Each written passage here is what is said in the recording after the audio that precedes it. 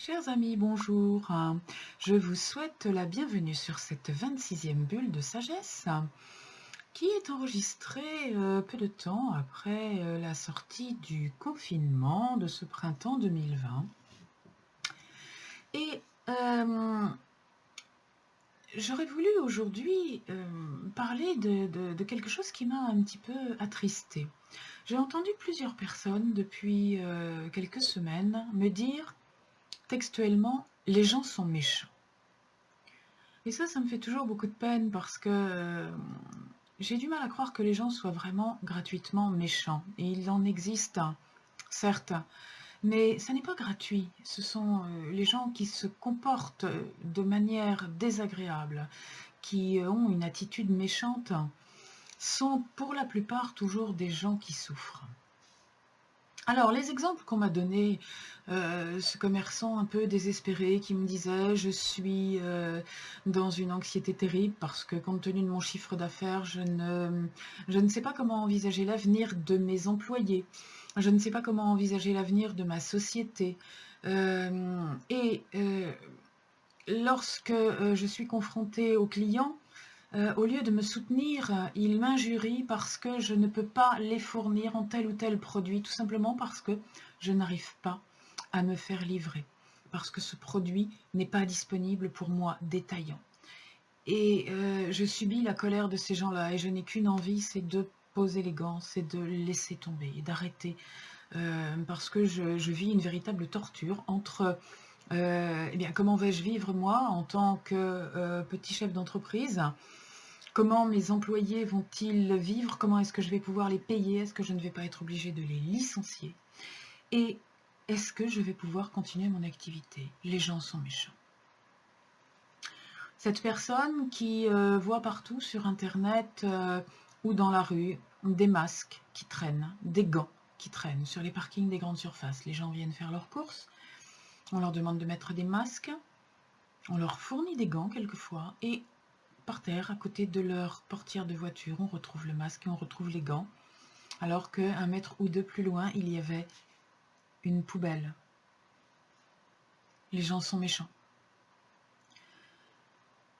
Sur les réseaux sociaux, pendant ce confinement, on a assisté à de nombreuses remarques très très agressives. Les gens se vidaient de leur colère contre le gouvernement, contre tout le monde en fait. Les uns contre les autres, dans les commentaires. Les gens sont méchants. En fait, les gens qui se comportent de cette manière-là sont surtout, majoritairement, des gens qui sont dans la peur.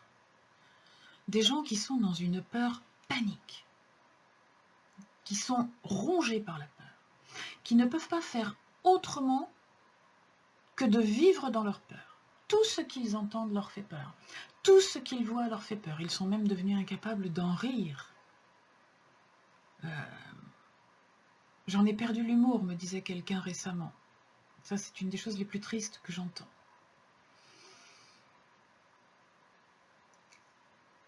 Pendant le confinement, on a tous eu des exemples où on a tous entendu parler de ces gens qui allaient dénoncer leurs voisins parce qu'ils sortaient, alors qu'il était interdit de sortir. Dénoncer ceux qui allaient faire leur jogging. Dénoncer à peu près tout le monde, sauf celui qui battait sa femme d'ailleurs. Parce que là, il y avait un vrai risque. Tous ces gens-là ont peur. Pourquoi est-ce qu'ils ont peur et de quoi est-ce qu'ils ont peur? Alors, il y avait la peur de la maladie. Oui, ça c'est vrai. La peur d'attraper la maladie. La peur qu'on vienne leur apporter la maladie. La peur que, quand ils allaient faire leurs courses, ils ne trouvent pas de quoi se nourrir. Donc la peur, à l'arrière-plan de tout ça, c'est la peur de la mort. Peur de mourir de la maladie.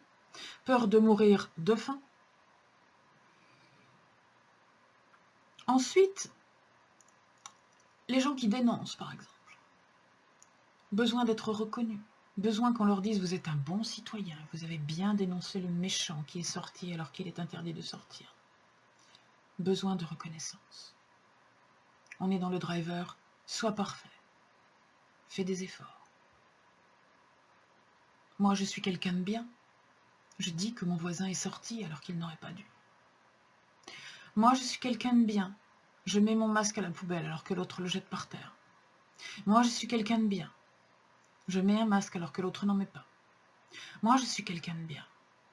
Je me lave les mains 42 fois par jour alors que l'autre ne se les lave pas. Moi, je suis quelqu'un de bien. Terrible besoin de reconnaissance. Des gens qui, peut-être de toute leur vie, n'ont jamais entendu personne leur dire « tu es quelqu'un de bien ». Peut-être que jamais leurs parents, de toute leur enfance, ne leur ont dit « tu es quelqu'un de bien ».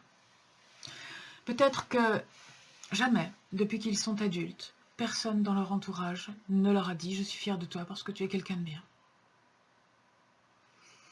Moi, ça m'attriste beaucoup. Tous ces gens qui sont dans cette détresse d'attendre que quelqu'un leur dise « tu es quelqu'un de bien ». Déjà parce qu'ils sont incapables de se penser eux-mêmes quelqu'un de bien. Ils ont tellement peu d'estime d'eux-mêmes et tellement peu confiance en eux-mêmes qu'ils ne peuvent pas arriver à penser un seul instant que, naturellement, ils sont quelqu'un de bien. Alors, il faut qu'ils aillent chercher l'approbation d'une quelconque autorité pour qu'on leur dise « tu es quelqu'un de bien ». Allô, la police, mon voisin est sorti de chez lui. Oh, vous êtes quelqu'un de bien, monsieur, madame. Merci d'avoir dénoncé. C'est pas quelqu'un de méchant. Je sais, c'est difficile à croire. Je sais, c'est difficile à croire. C'est pas quelqu'un de méchant qui va téléphoner à la police pour vous dénoncer. C'est simplement quelqu'un qui est terriblement dans la peur. Qui est terriblement dans l'angoisse, qui est terriblement dans le manque de confiance en lui. Celui qui va jeter son masque sur le parking, c'est un peu plus difficile à comprendre. Lui, il n'est pas dans la peur. Lui, il est dans le manque total de conscience. Il est dans l'ego absolu. Il n'y a que moi qui compte. Je me protège en mettant un masque.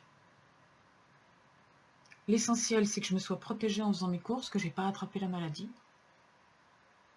Je balance mon masque par terre. S'il est contaminé, tant pis. Je risque de contaminer quelqu'un d'autre. C'est pas grave. L'essentiel, c'est que moi, je ne sois pas contaminé. Égoïsme total. L'éducation qui est donnée aux enfants depuis quelques décennies est une éducation qui conduit à un égoïsme, à un égocentrisme absolu. On est maintenant dans une société où la plupart des adultes sont totalement égocentriques parce qu'ils ont été éduqués à l'être. Les gens croient que se respecter, c'est avoir droit à tout. Je vous l'ai déjà expliqué à plusieurs reprises dans ces bulles de sagesse. J'ai fait tout un parcours en chemin vers le respect pour comprendre ce qu'est le respect. Pour comprendre qu'on ne peut pas respecter les autres si on ne se respecte pas soi-même. Mais que le fait de ne pas respecter les autres, c'est un manque de respect de soi aussi. Donc l'égoïsme est un terrible manque de respect de soi en fait. Être égoïste, ça montre qu'on est malheureux. Alors que faire quand on n'est pas égoïste? Eh bien on est altruiste, déjà. Et quand on est altruiste, on respecte tous ces gens qui, non, ne sont pas méchants, qui se conduisent de manière stupide, ça je suis d'accord avec vous, inconsciente, je suis encore bien plus d'accord, ils sont sans conscience. Ils ne se conduisent pas intelligemment, mais ils ne sont pas capables de se conduire intelligemment puisqu'ils sont complètement dans la mentalisation et que l'intelligence, c'est l'extrême opposé de l'intellect et du mental. Quand on est dans la peur, quand on est dans la colère, quand on est dans le déni, quand on est dans le manque d'estime, quand on est dans le manque de confiance, on est dans le manque d'intelligence. Ça ne veut pas dire qu'on est idiot. Ça veut dire qu'on n'écoute pas son intelligence. Ça veut dire qu'on n'écoute que les croyances limitantes qui ont été intégrées à notre programmation mentale. Et qu'on en souffre beaucoup. Et que certaines personnes en souffrent tellement qu'elles sont absolument incapables d'entendre qui que ce soit leur dire qu'elles peuvent en sortir. Elles ont tellement peur de tout qu'elles ont même peur d'en sortir. Elles ont même peur de sortir de leur peur. Eh bien moi, je vous suggère au lieu de critiquer ces gens-là, au lieu de les incendier, je vous suggère d'avoir de l'empathie pour eux. Ne perdez pas, ne ratez pas une occasion de leur montrer qu'il existe un autre fonctionnement en étant un modèle pour eux. Ne ratez pas une occasion d'être gentil avec eux. Ne ratez pas une occasion de leur envoyer de l'amour. N'essayez pas de les convaincre, vous ne pourrez pas. Envoyez-leur de l'amour et montrez-leur que vous avez trouvé un autre fonctionnement et que ce fonctionnement-là, c'est un fonctionnement qui vous fait du bien. Ça, c'est ce que vous pouvez faire. Et pour aller encore mieux, je vous rappelle bien sûr que la vie est une perpétuelle éducation et que le travail sur soi est un travail quotidien de toute la vie, sur lequel, éventuellement, je suis prête à vous accompagner, si vous le désirez. À bientôt sur la page, à bientôt sur les parcours, à bientôt en face à face peut-être, pour faire le chemin ensemble. Portez-vous bien.